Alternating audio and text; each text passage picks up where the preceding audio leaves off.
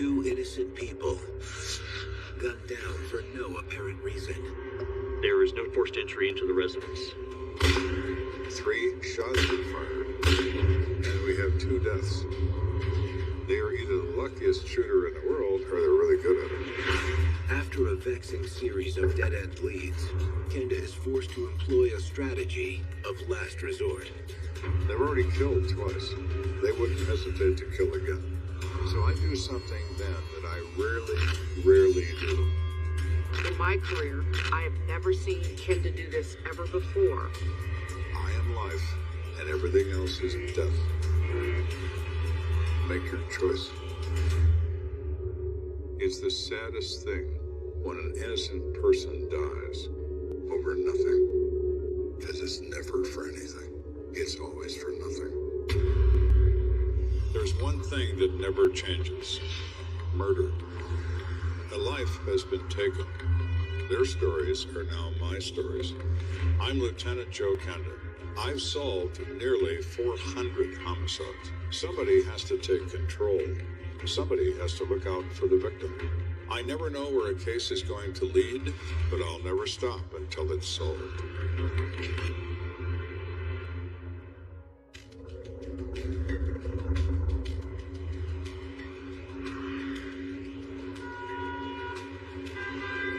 In the basement of the Brittany House apartment complex, maintenance man Frank Lee is fixing a broken water heater.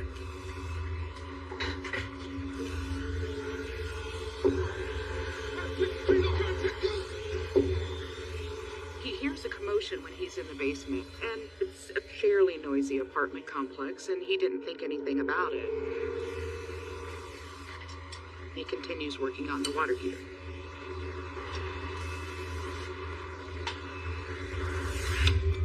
But when Frank emerges from the basement, he finds a scene of complete chaos. There were a lot of flashing red lights, and he hears sirens coming toward the complex. Just really? Guess what's going on? No, Lieutenant 21. It seems that something terrible has happened in apartment 21. He runs up there and he tries to get to the apartment.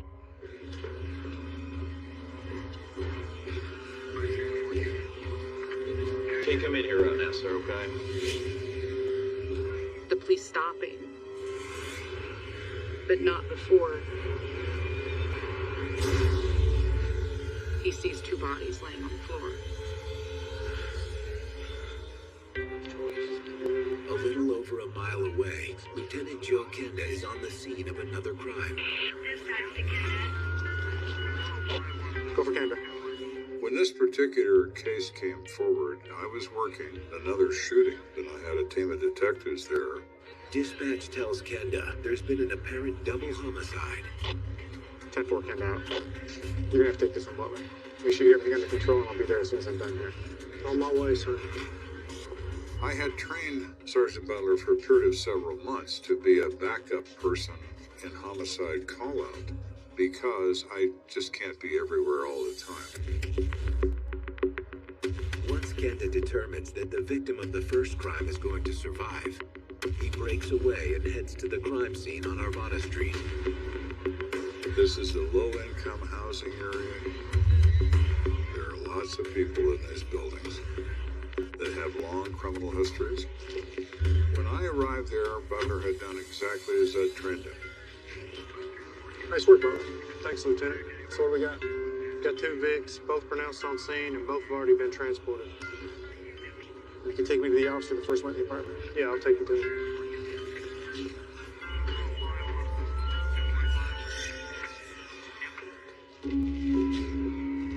They find a woman who they identified as Colleen Johnson. She's 36 years old. She is the tenant of apartment 21. So from what the officer describes to me, Colleen Johnson died instantly. She didn't have a chance to move off that sofa. The sofa has very little blood, even though there's an exit wound, because she doesn't move very far and she's sitting upright, so gravity doesn't have an opportunity to drain the chest cavity of blood, so probably most of the blood is contained within her body. The second victim is Luis Matos, a 29-year-old sales clerk. Where'd they find him? Right there on the floor. He has been shot twice, once in the upper shoulder with an exit wound and a central chest wound with no exit. Kenda inspects the door for evidence of a break-in. There's no damage to the door frame or to the door itself. Nobody kicked this door in. Whoever did this must have known him. They didn't break the door in. It's always extremely helpful when I get the feeling or the sense that the killer is known to these victims. From everyone to someone in their circle of acquaintances. Looks like Lewis is on the couch when he got shot, too. I look at the sofa spot next to her, and I see a bullet hole in the wall that would line up with Mr. Matos' shoulder if he was sitting next to her. Any slugs? Yes, sir. One of them appeared to pass through him into the wall. The second was still in him, and the third was over there. I look on the floor next to the sofa, and there is a slug with bullet wipe on the sides of it. So that's pretty obvious to me that that is the round that goes through Colleen and now winds up on the floor next to the sofa. When a bullet passes through a human body, it is at high temperature, moving at supersonic speed. So it produces blood, and the blood is literally seared onto the bullet by the heat. It's referred to as bullet wipe, but it's actually cooked blood.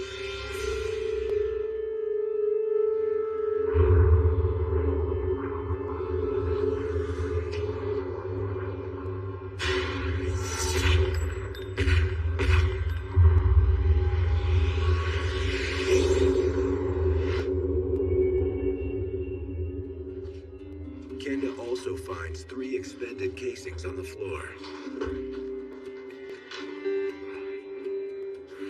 So we have 3 shots fired. 380. Pick up the casings. They're from a 380 semi-automatic, or 9mm Kurtz, short 9mm. 3 shots. This guy knows how to use a gun. I have seen crime scenes where 20 or 30 shots are fired in an 8 by 10 foot room and nobody even gets hit. Here we have 2 people sitting on a sofa, bang, bang, bang, everybody's dead. They are either the luckiest shooter in the world or they're really good at it.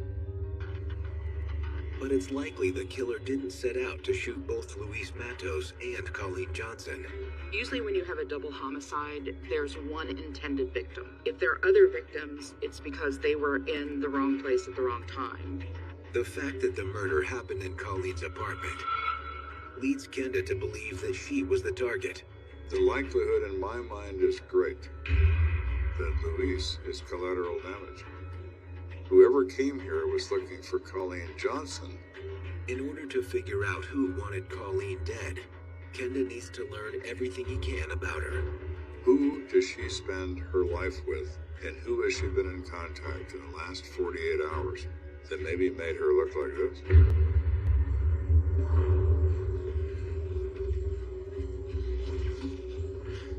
All right, let's go knock on some doors.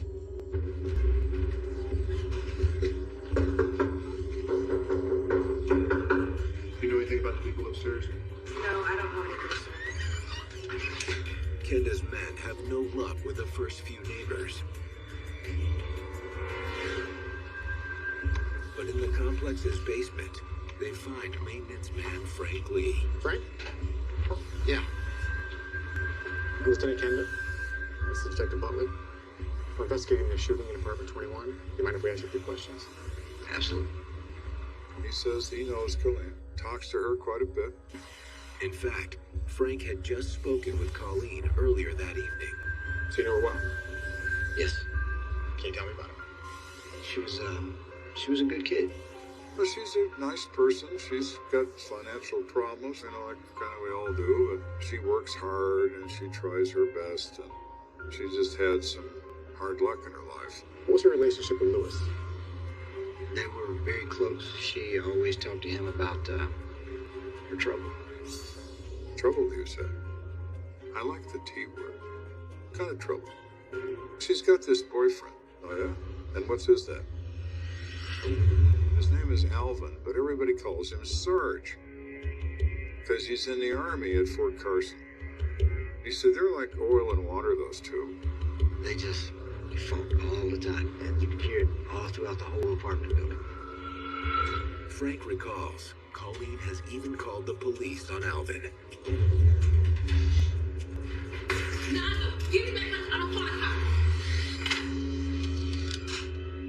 Hello? Yeah, I need to report stolen property. His name is Alvin Bolden. So if I'm looking for somebody, I certainly like a disgruntled boyfriend. He's been in the Army a long time. He's pretty familiar with guns. Probably pretty familiar with how to use them. 3 shots fired, 2 dead people. Alvin looks pretty good to me.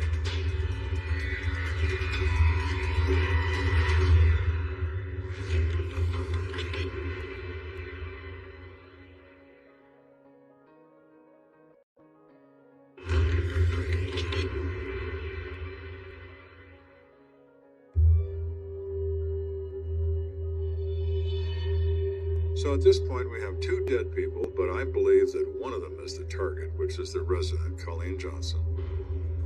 And I find out she's got a disgruntled boyfriend in the Army. That's very convenient.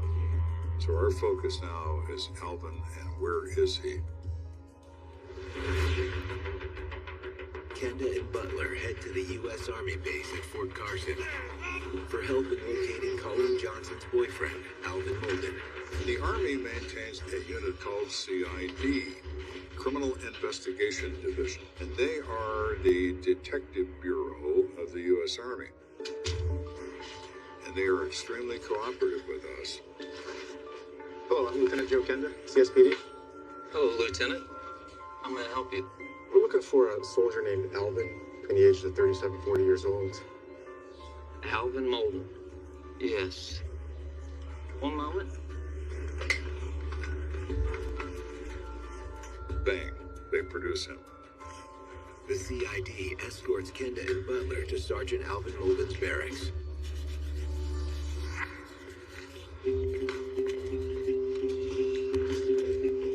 At ease, Sergeant. This is Lieutenant Joe Kenda. He has a couple questions for you. Yes, sir. Alvin is cooperative? Sergeant, do you know Colleen Johnson? Yes, sir. Can you tell me about your relationship with her?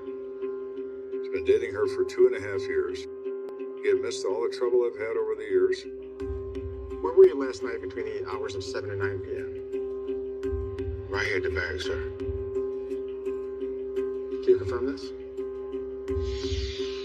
Yes, he was on the guard post all those hours. Was there the entire time? Yes. He has the perfect alibi.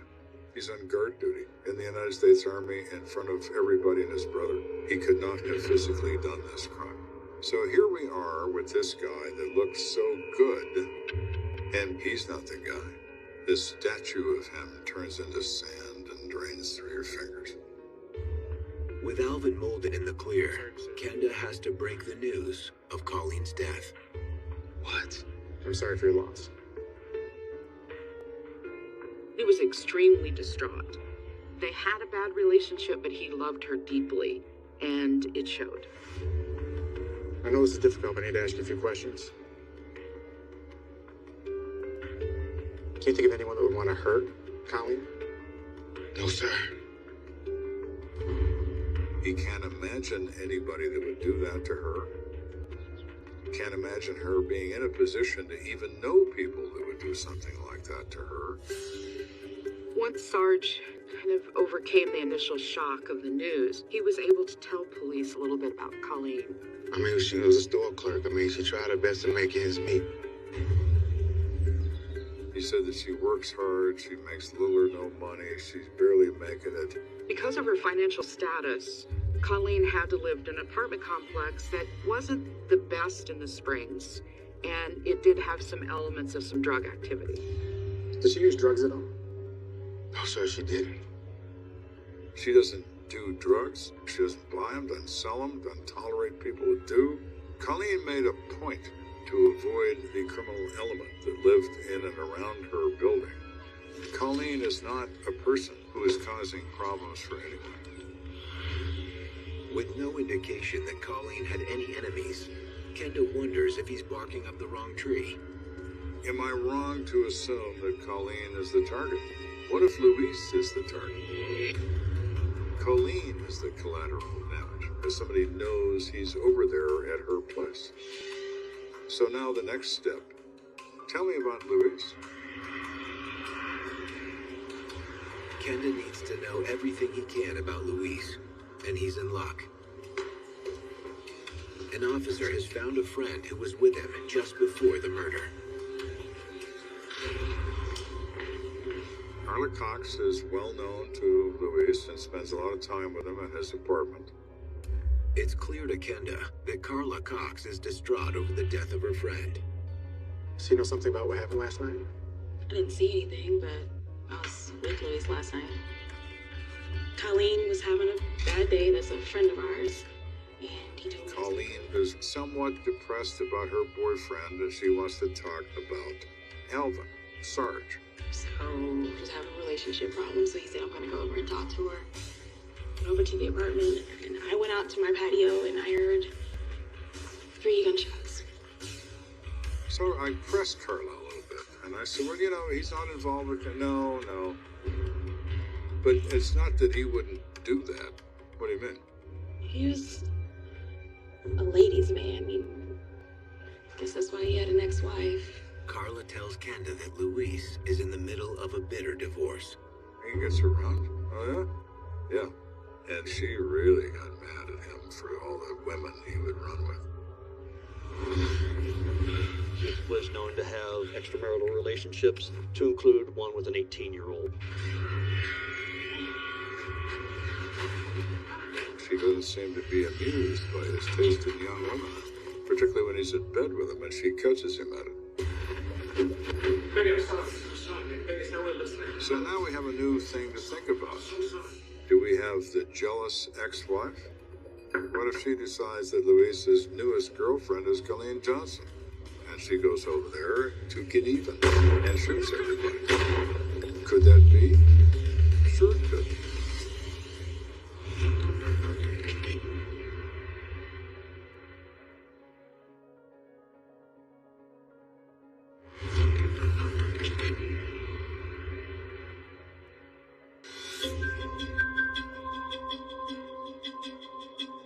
So here we are. We've gone through one involvement with Colleen and her boyfriend. We've resolved that, but now we discover there's another issue with Luis. The second shooting victim, Luis Matos, is embroiled in a bitter divorce that began when his wife caught him in bed with a younger woman. So what if the ex-wife is tired of catching him in the rack with women other than her and decides the surest method to do that is to take him out? So now our new step is, where is ex-wifey and what is her story? Lieutenant Kennedy, dispatch. Dispatch to Kenda. I need to get an address for a Cynthia Matos. They wanted to make sure that she wasn't a scorned ex out for revenge, getting not only her husband, but apparently her husband's new girlfriend. Go for Kenda. Located Luis's ex-wife. She is dead, so you'll need an interpreter. So we go where we talk with this woman through an interpreter. Miss Matos, I'm sorry, but I didn't know your whereabouts between the hours of 7 and 9 p.m. last night. She was here with her children and her mom. We have an alibi we can check out. We do, and it works. So this little deaf woman who is so quiet and reserved can explain her whereabouts quite well during the time frame of the murder. She has no opportunity. She may have motive, but you need opportunity, and that she doesn't have. The murders haven't made the local news yet. Now it's up to Kenda to tell Cynthia about Luis's murder. It's much more difficult to give a death notification through an interpreter. It's not the same as eye to eye, voice to voice. Hear my voice and feel me tell you that I'm sorry about the death of your loved one. Mrs. Matos, I'm sorry to have to tell you this, but Luis has passed away. I have no idea what or how the interpreter said it, but I could see her almost physically jump as she was watching this woman's hands, telling her what I told her to tell her. The police came to where I was living and told me that Louise was murdered, and I was just heartbroken. I'm very sorry for your loss. Even though Luis wasn't faithful to his wife, he was always there for their kids. She had 2 children. They were Luis's children. They were going to grow up without a father. Who's this little girl? It's our daughter. And I said, hold on one moment, and I actually went and grabbed our son, and the police actually held our son.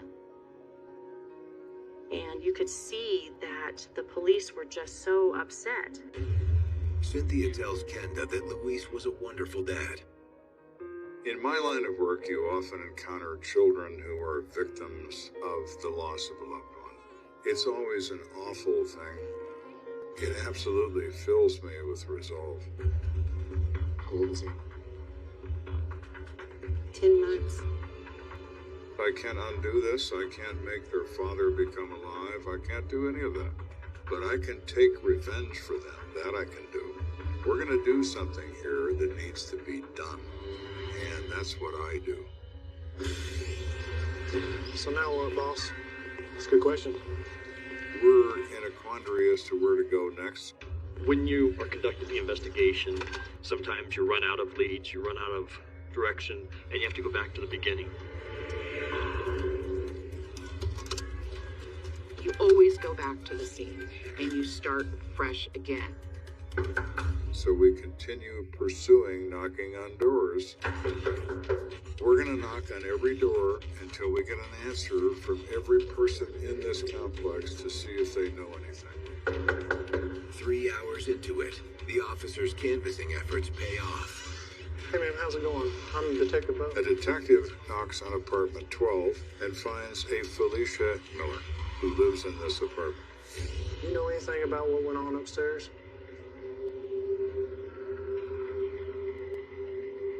The detective immediately calls me and says, you better come down here. So what we got?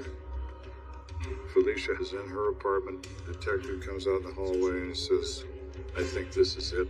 She is nervous and frightened and furtive eye movements back and forth.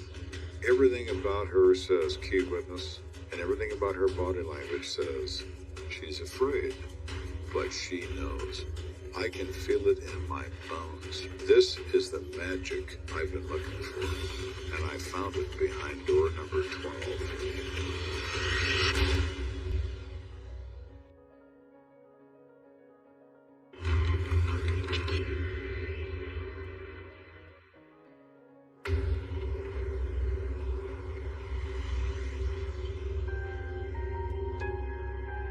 So here we are, we're working to no avail.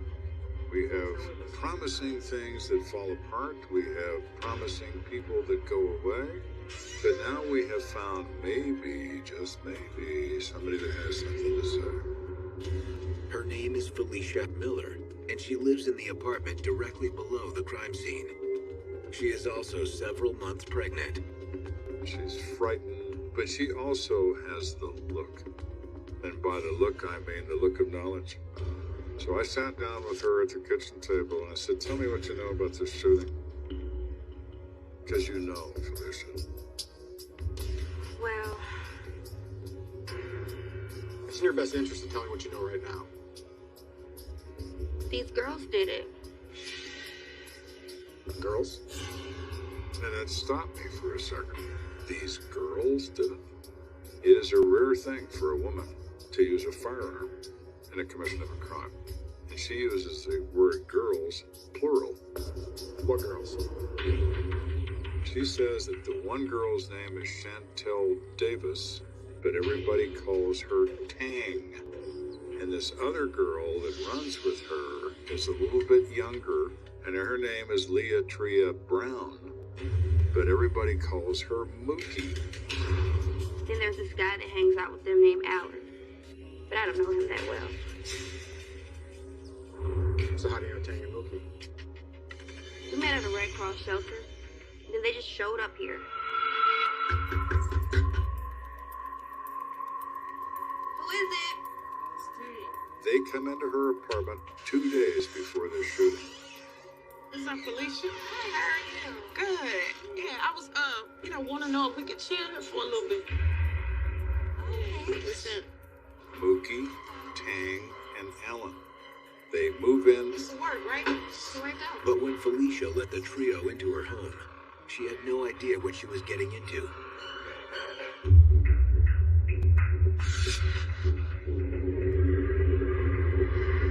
Almost immediately, they began making crack, which Felicia hadn't bargained for at all. They just barged in and started running their drug business. So while we're talking, to illustrate her point, she gets up from the chair and she shows me this frying pan. See? That has some residue in it. She shows me a plate and a paring knife and a few other things that she said they used. This is what I'm talking about. The method for manufacturing crack is to take some powdered cocaine and mix it with whatever you can get your hands on. Add a little water, add high heat, and it turns into a waxy soap-like substance, a quarter-inch thick or so in the bottom of the pan. You chip that out with a pocket knife into a size of about your small fingernail, and it's called a rock. That is a dose of crack. Hey, what you want, 5 or 10, Steve? 20, fool. They sell at the time for $20 a rock.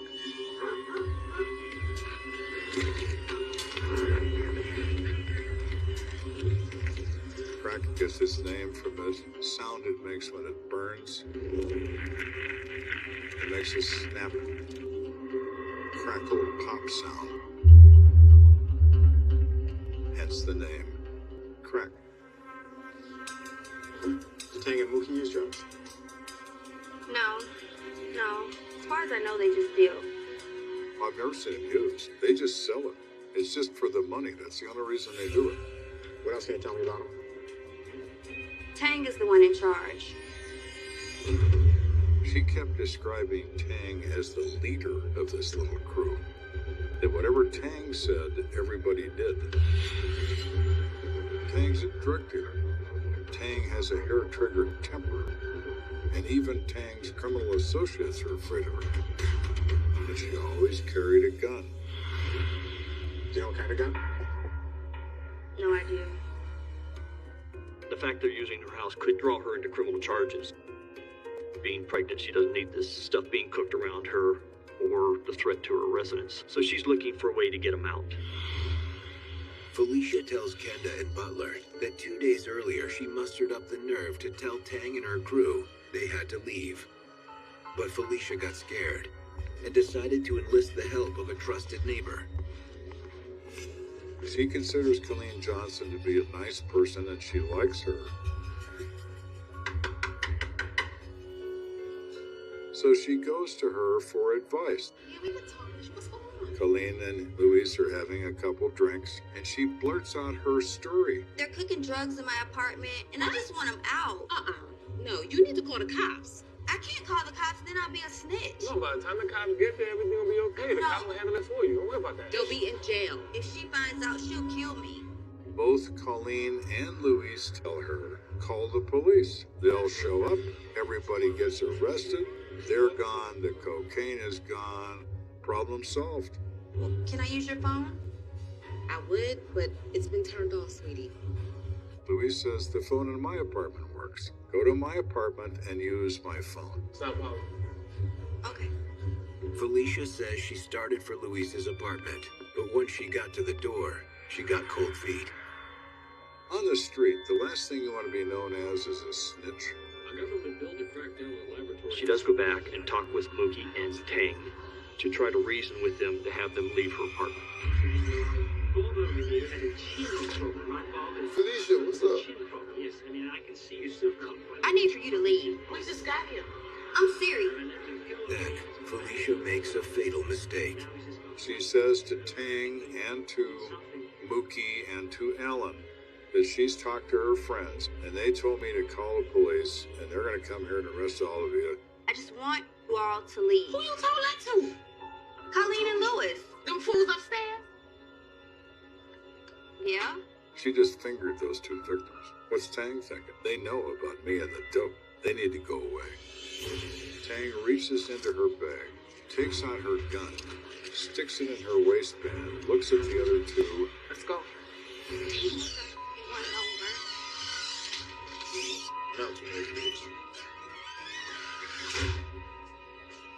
And they leave the apartment. Felicia tells Kenda she thought Tang and her crew were leaving for good. That's when she heard the gunfire in the apartment above. She hears voices. And she hears gunshots. Bruce, what happened? Ain't nothing happened. Hey, get the door. They grab all their stuff and they run out the door. And Felicia never sees them again. Fearing the worst, Felicia goes to check on Colleen and Luis.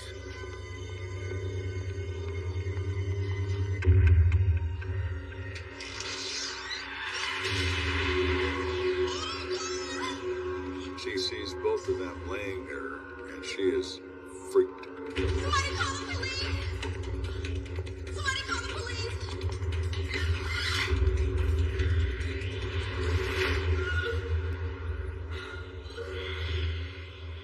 Now I've got the magic information. Chantel Davis, age 22, a.k.a. Tang, is most likely my killer.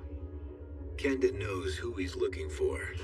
Now, the trouble is finding them. These people are in the wind. They're running, and they're not going to stop until they get out of the state of Colorado. My mission is to find them before they kill anybody else. This woman is dangerous, period, the end. So I do something then that I rarely do.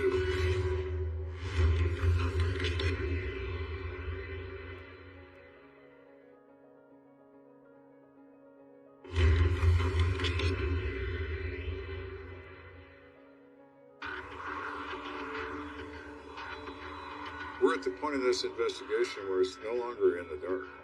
Hey, get the door. We're looking for 3 suspects on the run, and at least one of them has a gun. They've already killed twice. They wouldn't hesitate to kill again. So I've taken the nuclear option.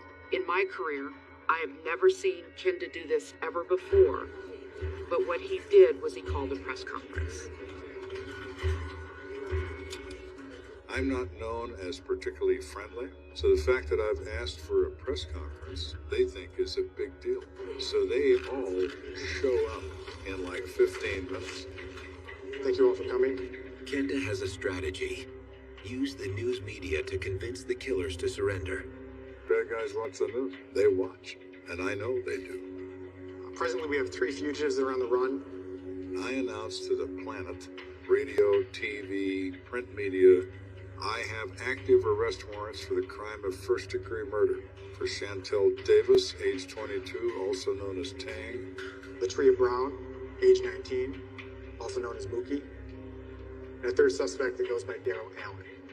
They're considered armed and extremely dangerous. In only true Joe Kenda style, he looks right into the camera, speaking to the suspects, and says, If you're encountered by police, it's likely we'll shoot first and ask questions later. If they would like to survive their encounter with the police, for their own safety, they need to surrender to me.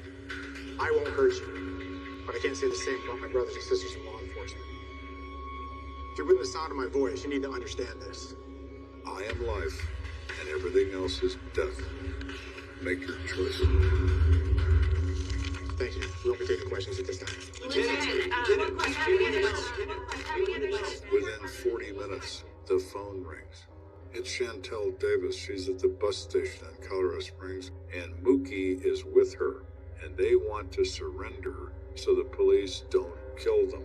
Within minutes, Kenda's men are at the bus station, ready to apprehend their suspects.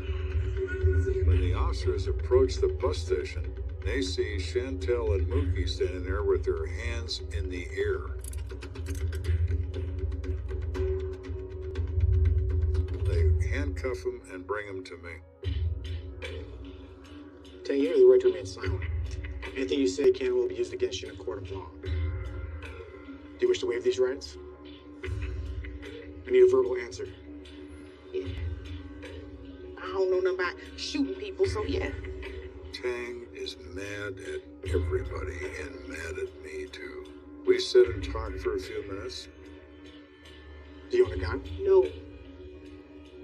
Have you ever owned a gun? Yeah. She did have a gun once, but she left it at her aunt's house when her aunt threw her out. And then she says that bitch probably pawned it. Where were you last night? Me and Mookie were at Big Bird's house. All day and all night. You mean Alan Covington? Alan Covington is a person known to me who goes by the street name of Big Bird. Yes. So you know anything about a shooting? Look, I don't know what you're talking about. But I figured the cops would shoot my ass if I didn't come in and surrender, so I did. But I'm done talking. I want my lawyer. All right. When she asked me for a lawyer in the interview, I said, okay, it's all done. We're all done, honey. It's extremely rare that you have a person like Tang, who is a female, who has enough nerve and enough grit to have minions under her control, Mookie and Alan. I have very seldom seen that. She is such a hard case for a 22-year-old kid. She's got eyes made out of stone. With Tang refusing to cooperate, Kenda hopes he'll have better luck with her partner, Leatria Brown, aka Mookie. Mookie says the same story, chapter and verse, because they rehearsed it. Where were you last night? Man, me and Tang were at Big Bird's. You were there the whole time? Yep. Yeah? Well, we'll see about that. Leatria Brown, you're under arrest for murder. You have the right to remain silent. Anything you say can and will be used against you in a court of law. But Kenda knows that in order to make the charges against Tang and Mookie stick, he's going to need some more concrete evidence. I need the gun, and I don't have one. So he tracks down the aunt Tang mentioned in her interrogation. We go see her.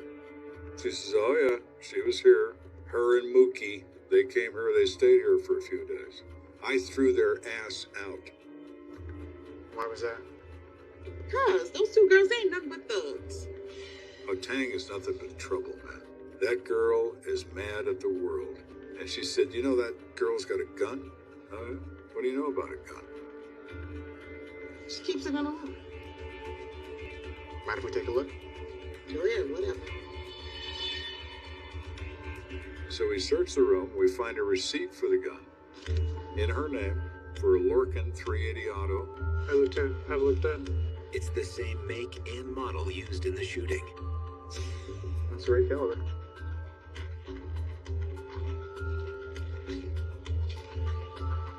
We find a box of 50 rounds of ammunition. It is the same brand of the expended casings we find in the crime scene. There are 31 rounds that are missing out of that box. We don't know where those 31 rounds are, but I know where 3 of them are. They were used in apartment 21. While the discovery of the ammunition does bolster the case, Thank you, man. Sorry to bother you. it's still largely circumstantial. It's not enough to convict anybody of anything. I need a miracle to make this all come together, and the miracle arrives in the oddest form. It's called the truth.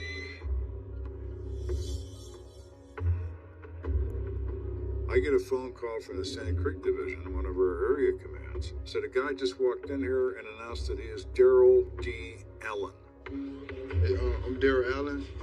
I was with Chantel Davis and Leatria Brown. I hear on the news I'm wanted for murder. Perfect. So we blast down to the Sand Creek Division to have a heart-to-heart with our man, Daryl. Daryl Allen represents Kenda's last, best chance to get to the bottom of what happened. You're a real jam here, Daryl. Right now, we're thinking you did this. You tell me the truth, I might be able to help you out. I ain't shooting nobody. Tang did. Okay, Daryl, now we're cooking. Tell me what happened. Daryl confirms that when Felicia Miller revealed Luis Matos and Colleen Johnson had urged her to call the cops, Tang snapped. Let's go. So they go upstairs to apartment 21. They knock. What's this? Guess y'all was down at Felicia's, huh? We need to talk. Tang never says a word. She draws the gun.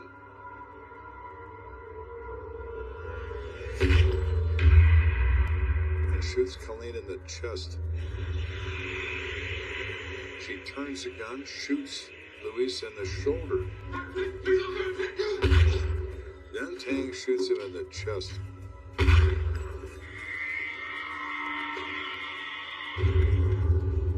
And he falls dead on the floor. Oh my God! Let's go!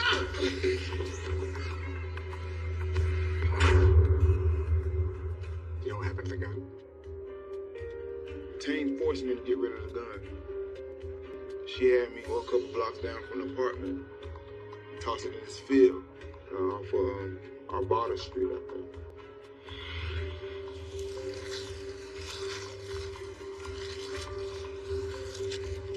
Lieutenant, I found something. We go up there with a team and we search the field in daylight, and within 30 minutes we find it all. So now we've taken it into ballistics, and the ballistic report comes back, says that the expended casings were fired from that gun, and all 3 of the fatal bullets were fired from that gun as well. Now armed with physical evidence and eyewitness testimony, Kenda's case against them is airtight. Daryl Allen and Leatria Brown both plead guilty to accessory to murder. They each serve 5 years in state prison. However, Chantel Davis refuses to take a plea, but in a strange twist, her case never makes it to trial. Chantel Davis, also known as Tang, dies in custody during an epileptic seizure. Chantel Davis knew one thing: violence. Do what I want, or I will kill you. Did I shed a tear when Chantel bought the big one? No, I didn't. But Chantel's untimely death doesn't change the fact that she took the lives of 2 innocent people. There were good-natured, kind-hearted people living with people who didn't care about human beings. And the collision of those lives together ended up in the deaths of Colleen and Luis. What is probably the most important thing about this case is true innocence exposed. You have people who were trying to help somebody that lived in their building, trying to give her sound advice, and they died for it. It's the saddest thing when an innocent person dies over nothing.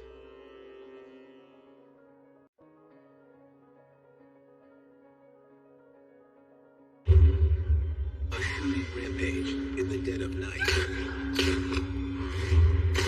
A 46-year-old woman disfigured by gunfire, and a 24-year-old dead. And a third victim, only 2 years old. Well, I got a kid down here. Hanging by a thread. The baby was the light of everyone's life. I want to go find some son of a bitch who would shoot a 2-year-old kid in his mother's arms. Investigators pursue a convoluted trail of clues. He was just running to get into a car. We're looking for background, history, what led up to this. It would be great if it went A, B, and C. It never does. It's up to Lieutenant Joe Kenda to take the chase right to the killer's door. I've got a gun in my hand. I'm gonna put that gun up his nostril. The hardest thing for me, and all the things I've done in this line of work, is a child victim. They flash in front of you. It's like having a nightmare when you're awake. Nightmares go away, mine don't. Mine don't. There's one thing that never changes. Murder. A life has been taken. Their stories are now my stories. I'm Lieutenant Joe Kenda. I've solved nearly 400 homicides. Somebody has to take control. Somebody has to look out for the victim. I never know where a case is going to lead, but I'll never stop until it's solved.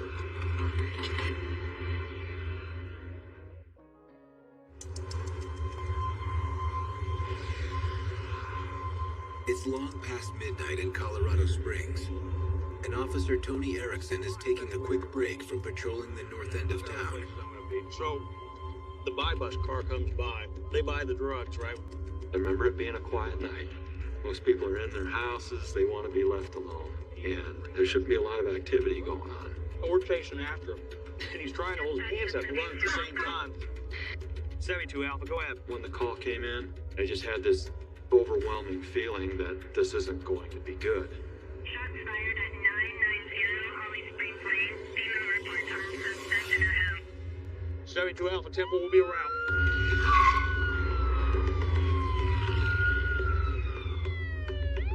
It was a nice, quiet neighborhood. It just seemed really strange. That really shouldn't be happening.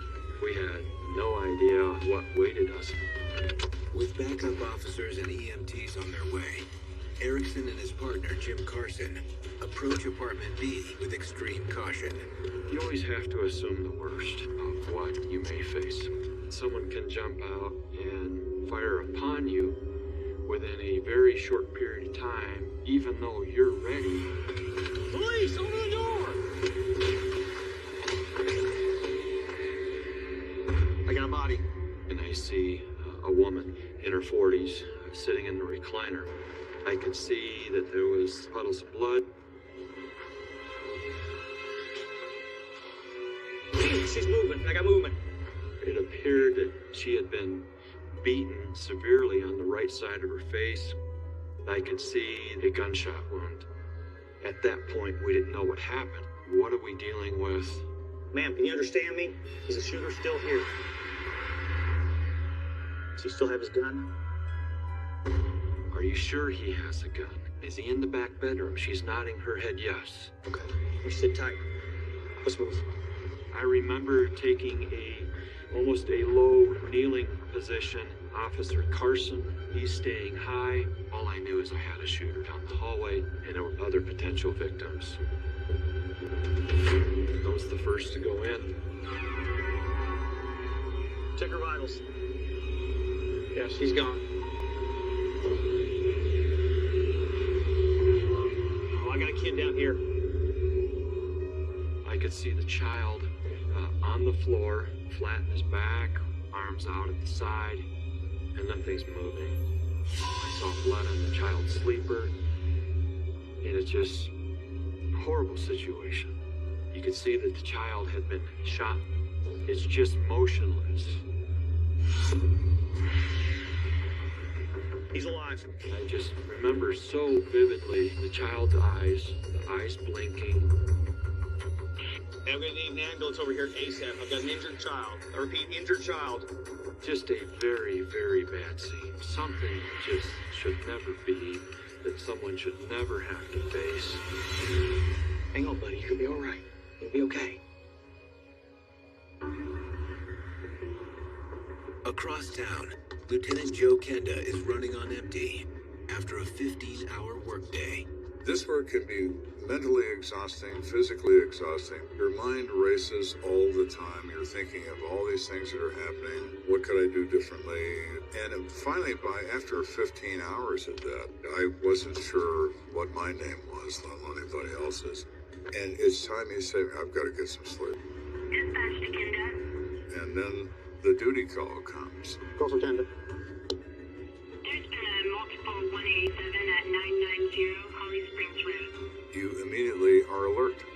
10-4, I'll be right there. Kenda out. And the adrenaline rush takes over. And you're driving as fast as a car will go. The 900 block of Holly Springs Lane is a tiny row of middle-class apartments. Medical has already cleared. Excuse me.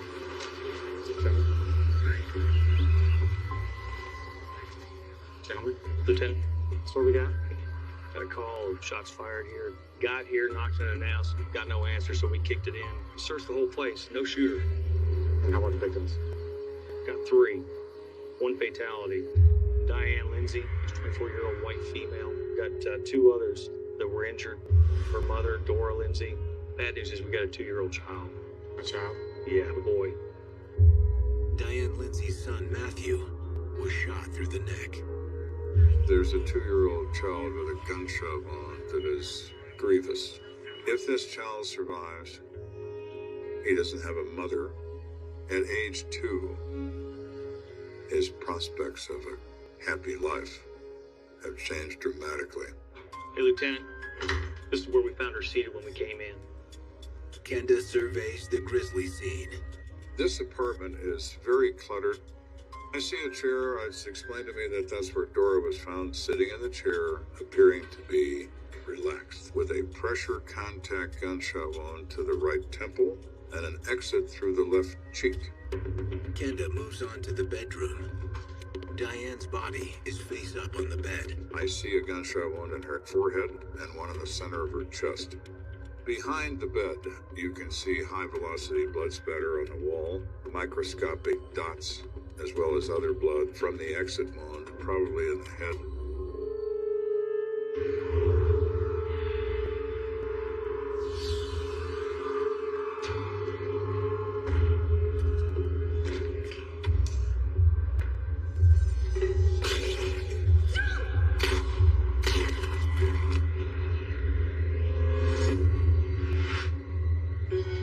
It's fairly obvious that our victim is in bed asleep when she's confronted by a shooter. She tries to sit upright and was holding the child. The child had probably rolled, probably pushed off the bed by the mother. When I see a 2-year-old child hurt by gunfire, I get angry. How dare you hurt a child? On the floor by the bed, a glint of metal catches Kenda's eye. Look here. Looks like a 380. We observe one expanded casing. As the hunt for clues continues, Kenda runs through some possible scenarios. Did somebody come in here for the purpose of stealing and they wind up shooting everybody that lives here? And I dismiss that almost immediately because we had to force entry. We had to force our way in. With robbery ruled out, Kenda considers an almost unthinkable possibility: a murder-suicide. Is it possible that Dora is our shooter? Mom, what are you doing? Please, no. Then puts gun to her head, pulls the trigger. Self-inflicted gunshot wounds. It's not uncommon that they just flinched at the last minute, then pulled the gun to the wrong angle, resulting in a devastating injury, but not a fatal injury. There's one surefire way to know if Dora Lindsay fired that gun. I need to notify the medical examiner to do a GSR test on Dora Lindsay's hands. The kit that is used is a chemical solution that reacts to the presence of barium and antimony, elements that are placed intentionally in the percussion caps of ammunition for the purpose of determining whether an individual fired a weapon or not.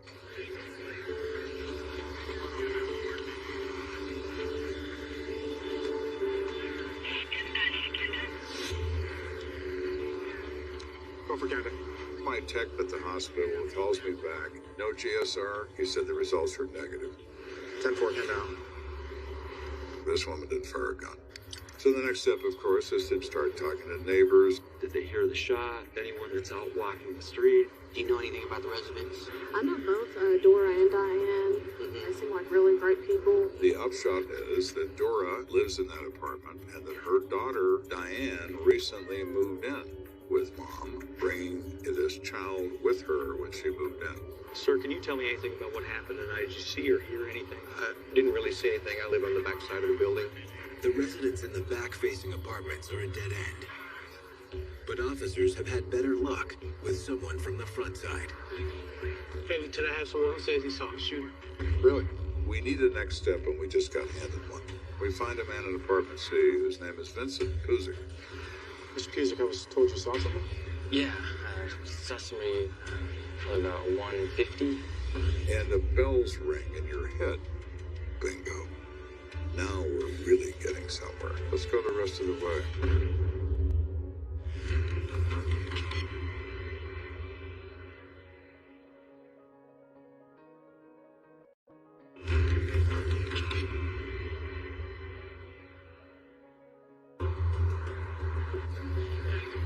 At this point in this investigation, we don't know a lot, but we're learning.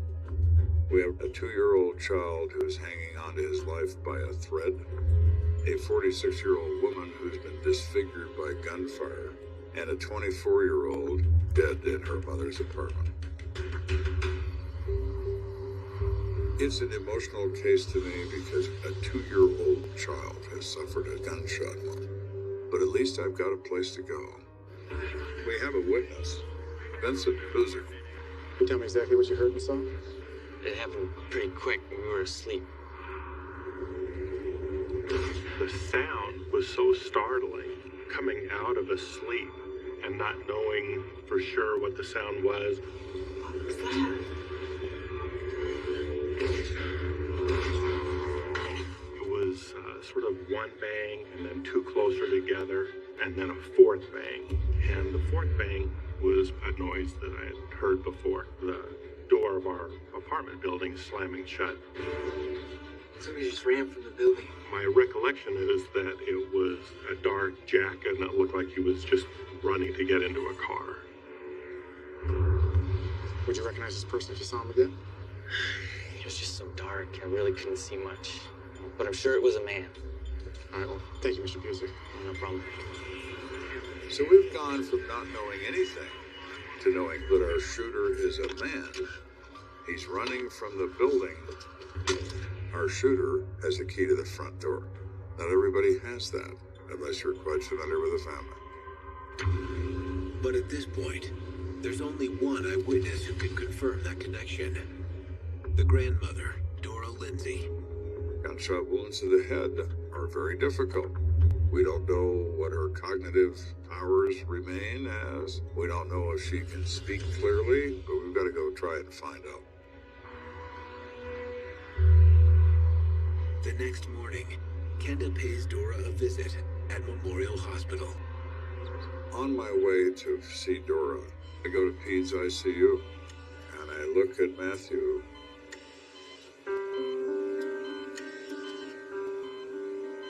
The hardest thing for me is a child victim. There is nothing more innocent than a child. With a serious head wound, Matthew has been in and out of consciousness. I was able to look at the x-rays, and you can see the projectile had entered the neck and come to rest at the base of the skull and the back of the head. Based on my experience, I am hopeful that this child is going to survive. Kenda needs to find out who did this. Dora may have the answers if she's recovered. Excuse me. I'm Lieutenant Kenda, and you are? I'm preparing to leave, and a woman walks into the room. She's very distraught, and she says her name is Mary Paget. Matthew is my grandchild. Have you seen Dora? I'd like to speak with her. I don't think that's possible just yet. Dora is in no physical condition to talk to me, even if she wanted to. As badly as I want to know what she knows, I've got to wait. Can I ask you a few questions? I'll wait outside until you're ready. Of course. She was devastated by the condition and welfare of Matthew, the loss of Diane. I'm very sorry for your loss. Thank you. Can you tell me about Dora and Diane? They're both just lovely women. Mary says that Diane was a nurse. She loved being a nurse and loved helping people who needed help. She was a single mother raising Matthew on her own and basically a loving, caring person. Dora was a loving mother who really doted on her grandson. And Diane and Matthew would often go to Dora's home and be there with her. What are you going to name him? That's a good name.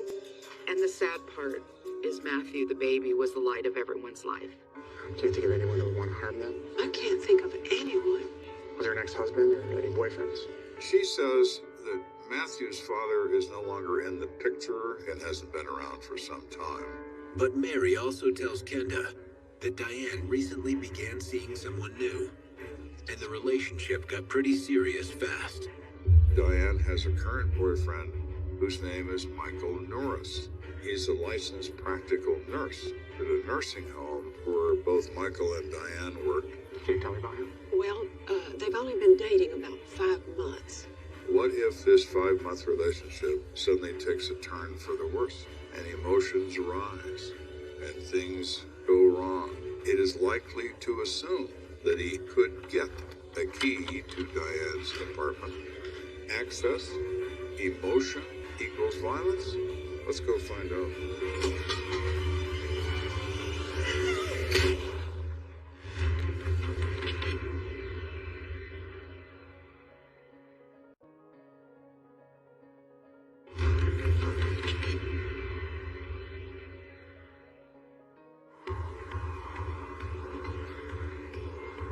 Here we are, this disturbing case involving a child victim and 2 adults who've been shot multiple times by some unknown person. And I've discovered this person named Michael Norris, a new boyfriend of one of our victims. Does he play into this? I don't know yet, but I want to know where he was when this shooting happened. Kenda, along with Detective Brian Ritz, finds Michael at the nursing home where he works. Michael? Yes. He's in the employee break room, surrounded by coworkers. He looks like he's been crying, and he looks very, very tired. He's seemingly overcome with grief, but Kenda isn't about to drop him as a suspect just yet. Got a few minutes we can talk to you? Yes. My job is to consider everyone as being a suspect. Some people get very offended by that, but it's the reality of the work. And I said, you know, Michael, I know this is the hardest thing in the world, but I know that Diane would want you to help me. But we need your help to find out who killed him. Absolutely. Hey, what do you need from me? I said, Michael, I have to consider you as possibly involved in this. Oh, no, my God, no. I would never. Well, let's start with what you know. Can you tell me where you were between 1:30 and 2 a.m. last night? Yeah. Look, I was here working, and my shift supervisor, who's here now, they were here with me last night as well. Want to check on that? So you tell me about your relationship with Diane? Everything's been great. Man, I can't believe she's gone.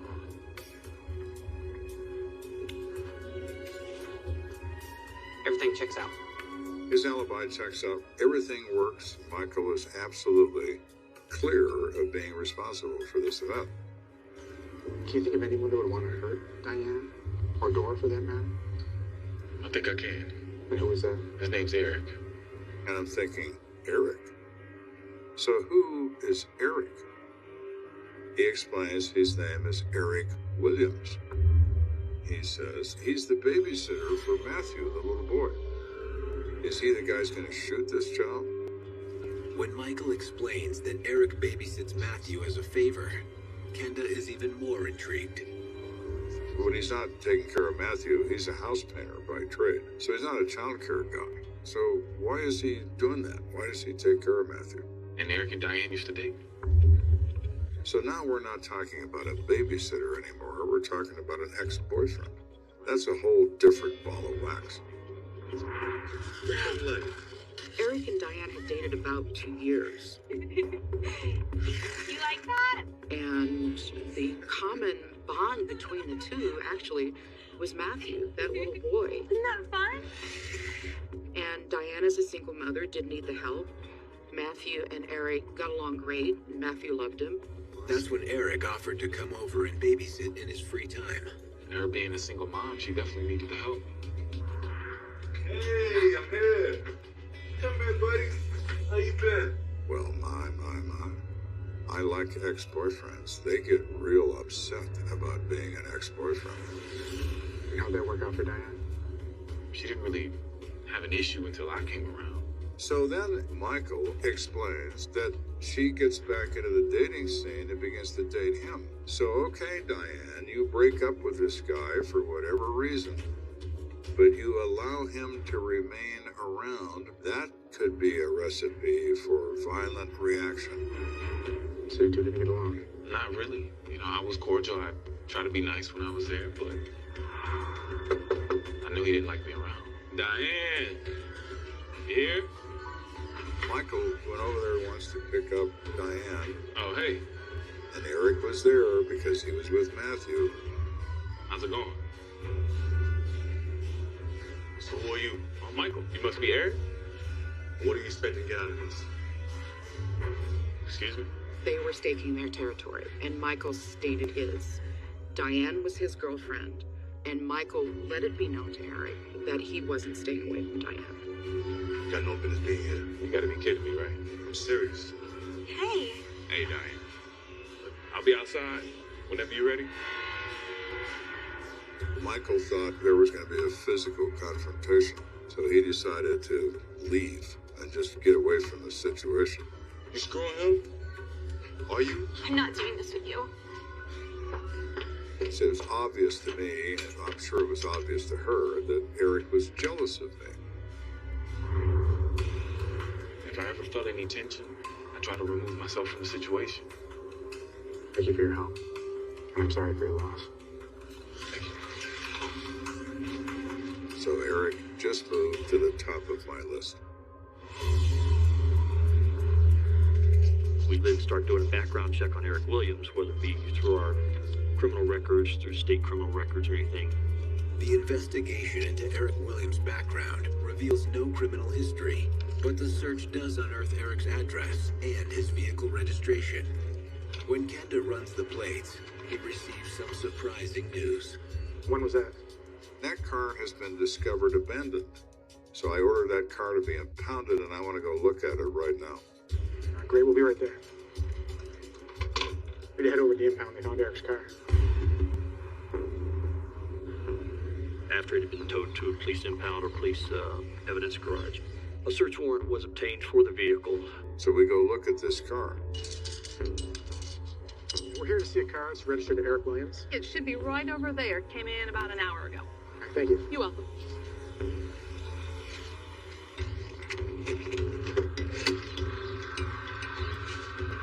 You could see personal clothing items, trash, debris. Nothing that stood out as a piece of evidence. No visible blood, no visible weapon. Anything? I don't see anything. Let's take a look in the trunk. Okay. We popped the trunk open.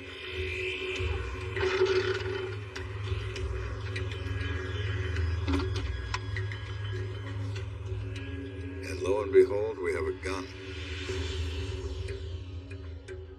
380 Lorson.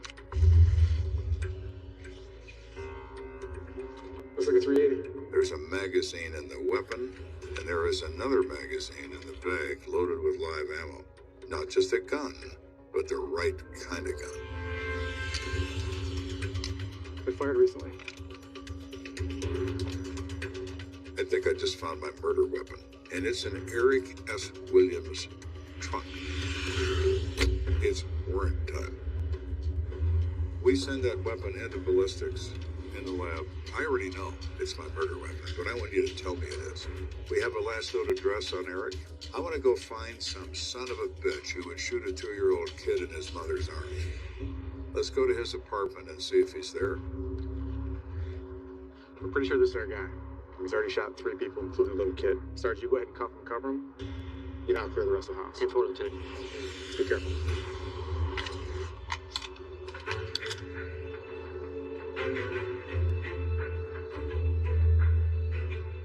I've got a gun in my hand.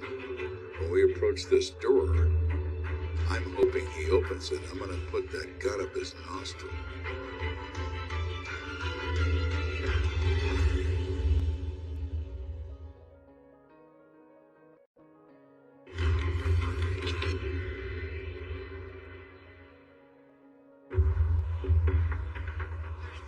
In the shocking murder of single mother Diane Lindsay, Lieutenant Joe Kenda has zeroed in on an alleged culprit, Diane's ex-boyfriend, Eric Williams. In determined pursuit, Kenda follows a series of leads right to Eric's doorstep. I've got a gun in my hand when we approach this door, but I can't force entry because I don't have a warrant yet. We hear no movement, no television, no radio, no steps, nothing's happening. But just then, Kenda notices one of Eric's neighbors returning home from work. What's going on? You know your neighbor, Eric Williams? Not really, I mean a little bit. We need to contact him. He usually parks his car out there in the front, but I haven't seen him in a few days, so. Thank you, sir. You guys want to check around back? I'm gonna look in the windows. Police don't go into a home without a search warrant, so they began looking in the windows to see what they could see. And there's a piece of paper on the table. And I thought, that's interesting. What's on the piece of paper? And in big letters, written, it says, Diane, I hope you're happy. No, you don't. Maybe you care that you're going to make her dead, but you certainly don't care if she's happy. It could mean I'm gonna commit suicide, or it could mean I'm gonna come after you. Is this somebody rising up in a jealous rage? It certainly has that look. After I see that note, my instincts, my experience, everything tells me Eric S. Williams is my guy, and there is no other.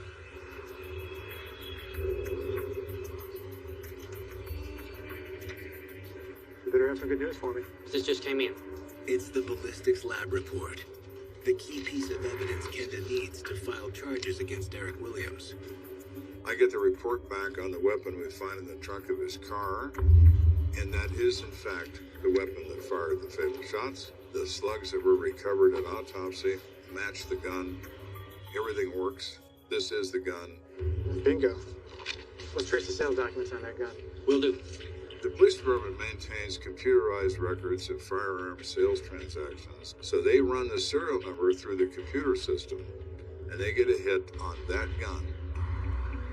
The seller is the High Country Pawn and Cycle Shop on Avenda Avenue. If you need a gun and you don't have a lot of money, the best place to go is a pawn shop. Kenda is looking for a sales receipt for a .380 Lorson pistol with Eric Williams' name on it. So when you walk in a cheap suit and you pull out a badge, everybody kind of gets a little upset. Lieutenant Kent, Colorado Springs Police. And that's good. I like nervous when I want information from people. You sold this weapon. I need to see the sales record. Lorson 380. Is it okay if I use this? Yes, I need the name and address of who bought it. It's a requirement in Colorado. You cannot purchase a weapon without signing documents.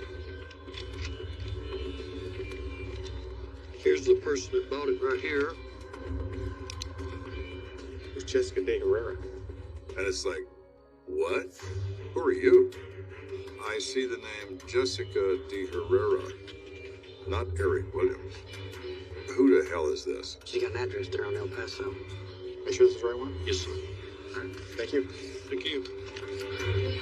Does that take them further away from Eric, or does it take them closer to Eric?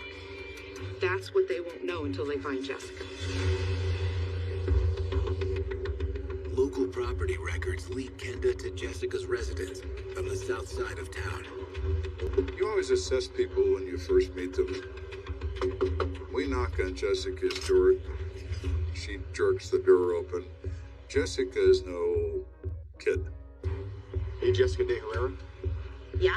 I detect the attitude that she's about to say, drop dead or get off my porch. The gun you bought the other day was used in a murder. What? A grandmother and a 2-year-old were also shot. Oh my god. And her demeanor changes. But I have the gun here. Really? Yeah. Show me. It's here in my closet. So she opens this linen closet with shelving in it, and she said it's right there.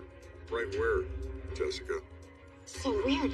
She pulls all the towels and everything off the shelf, Give me a minute. and there's nothing.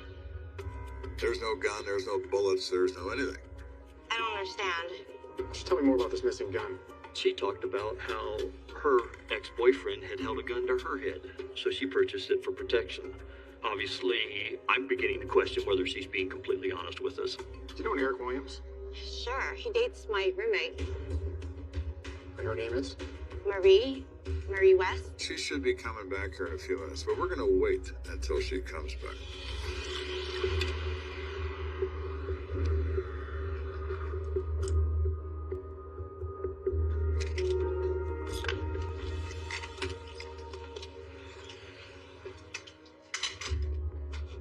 Jessica, what's going on?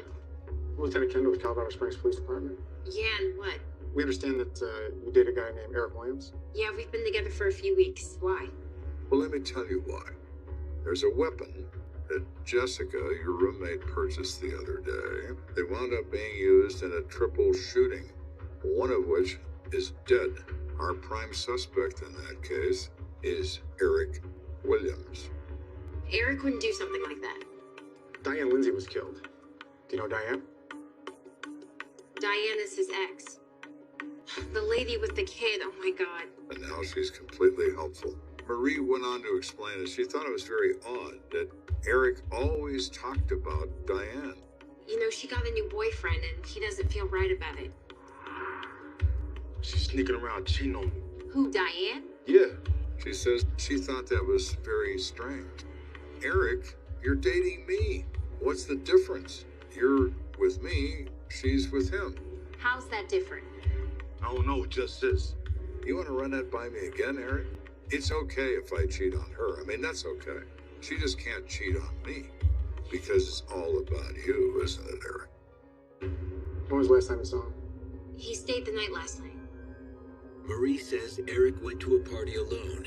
He came back about 2:30 a.m. and was still here when she went to work. I left and he was dead asleep.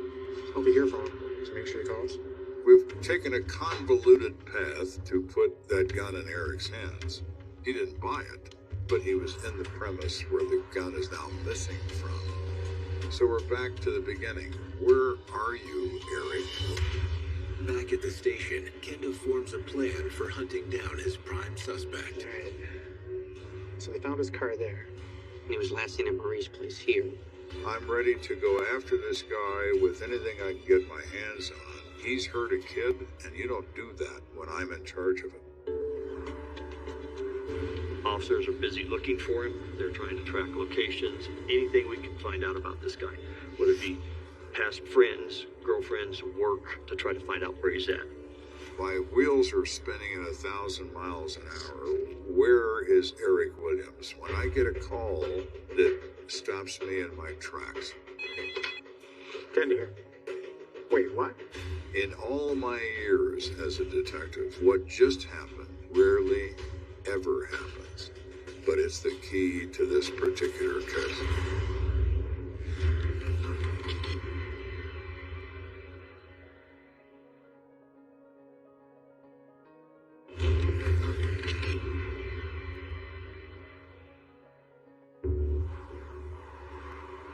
I'm on the hunt for Eric Williams.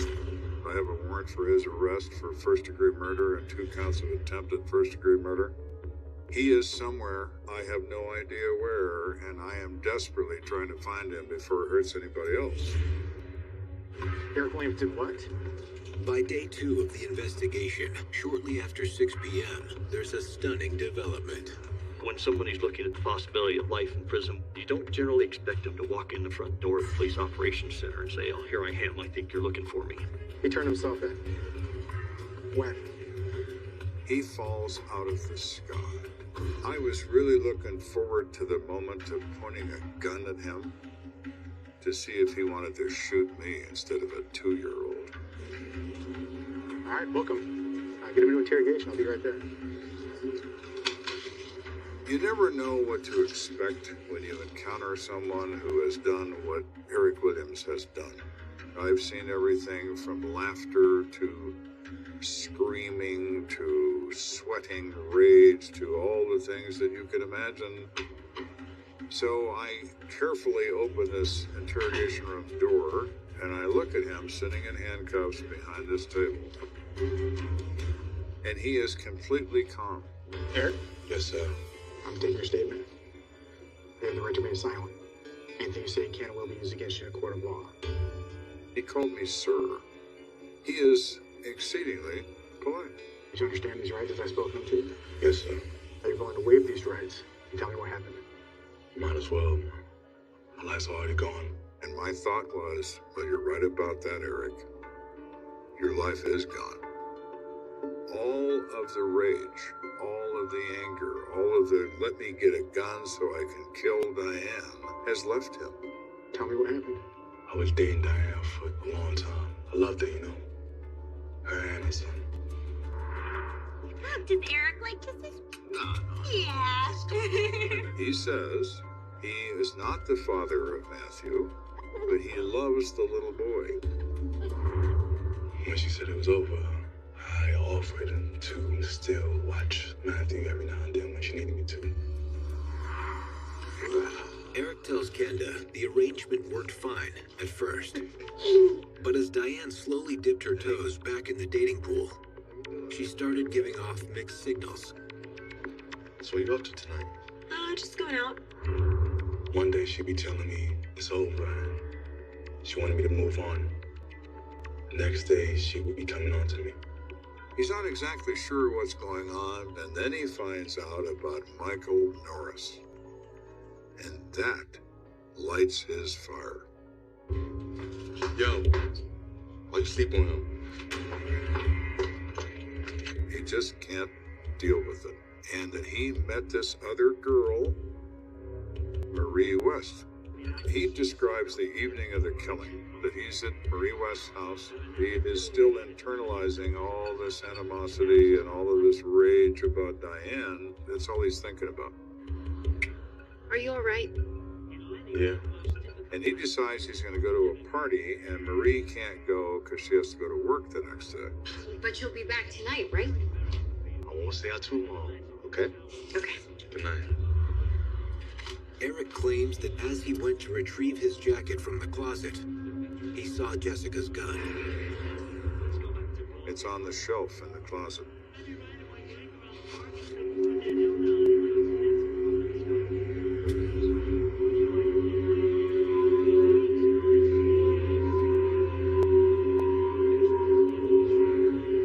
The magazines are there, they're loaded, there's a box of ammo next to the gun. And at that moment, he realizes this could solve his problem. He said he left, went to a party down at Fort Carson and stopped by a bar where he continued to drink. He had indicated he was drunk.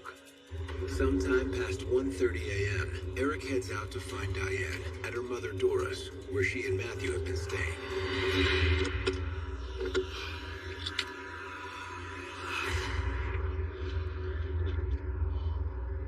He loads the gun, he racks the slide, he has a round in the chamber, he is ready to go. Jealousy is a very powerful emotion. Reason is out the window.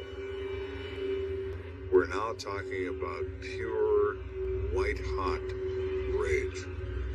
Eric has a front door key from babysitting for little Matthew at Dora's. Diane! Oh my God. Diane! Eric, why are you here? Where's Diane? Diane's not here. Go home, you're drunk. She looks at him and sees the gun and says, "Oh my God," and grabs the phone. There's a man with a gun. Don't you dare. Eric goes looking for Diane, finds her in bed. Eric. Eric is standing at the foot of that bed, and Matthew is still pretty much asleep. No, please, Eric. It's no. your fault. No, please don't. Diane is killed almost instantly, and Matthew falls to the floor, a .380 caliber wound through his neck.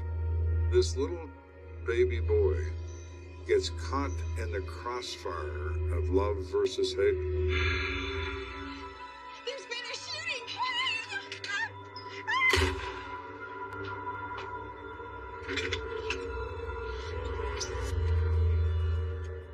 After running off, Eric drives to an isolated area and pulls over to clear his head.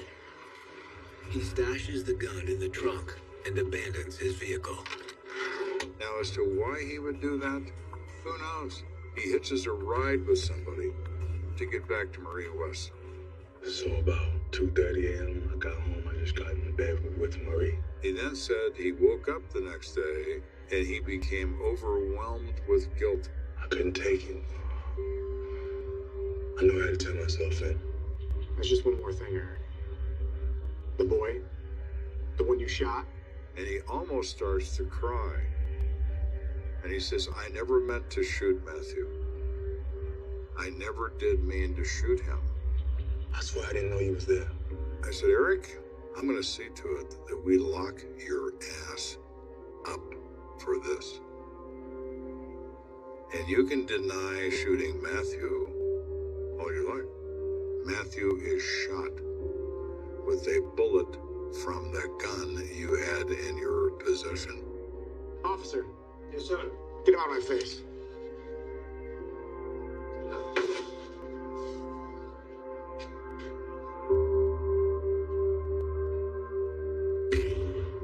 Eric Williams pleads guilty to first-degree murder and 2 counts of attempted murder.